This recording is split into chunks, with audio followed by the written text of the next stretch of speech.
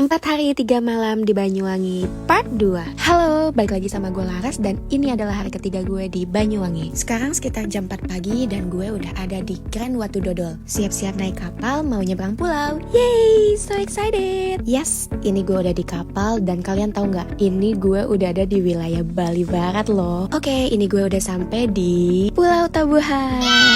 Suka banget deh sama suasana di Pulau Tabuhan ini. Sepi, nggak ada penghuni lain selain grup trip gue. Dan vibe-nya tenang banget. Sunrise di sini juga best banget sih.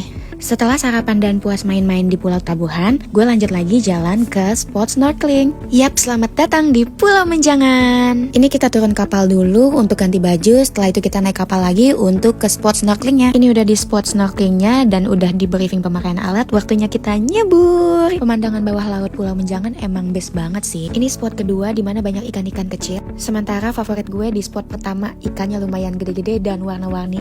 Lucu banget. Setelah puas snorkeling, kita balik ke Grand Watu Dodol untuk bersih-bersih. Terpantau pada tepar karena kecapean main air. Dan sekarang gue udah masuk di kawasan Taman Nasional Baluran. Kenalin, ini Mas Akbar, tour leader selama trip ini. Karena gue pergi di awal tahun yang masih terhitung musim hujan, jadi rumput-rumput di sini masih hijau. Tapi kalau lo pergi di musim kemarau, rumput-rumputnya berwarna kecoklatan.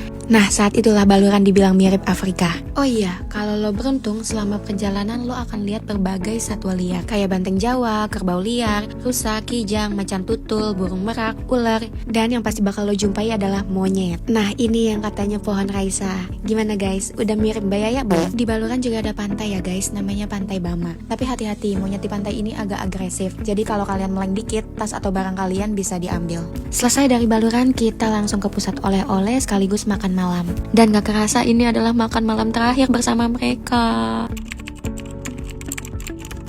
Nah, ini dia yang ditunggu-tunggu. Gue udah ada di base camp untuk persiapan naik ke Ijen. Sebelum naik ada briefing dulu dan kita doa bersama. Ini gue udah mulai nanjak dan karena semakin atas belerangnya makin kuat, jadi gue mutusin untuk pakai masker respirator ini di pos 6. Dan akhirnya gue sampai di panorama Kawah Ijen. Lihat kan Kawah Ijen se-magical itu. Tapi sayang banget gue belum bisa sampai ke Blue Fire. Oke, biarlah Blue Fire jadi PR gue. Untuk sekarang gue mau nikmatin keindahan Kawah Ijen dulu. Terus ini nemuin hidden spot yang cantik banget di Ijen. Ini gue lagi jalan turun dan amazed banget karena gue berasa lagi di atas awan dan view gunungnya cantik banget. Oke, akhirnya gue udah sampai lagi di bawah setelah turun tercepot-cepot.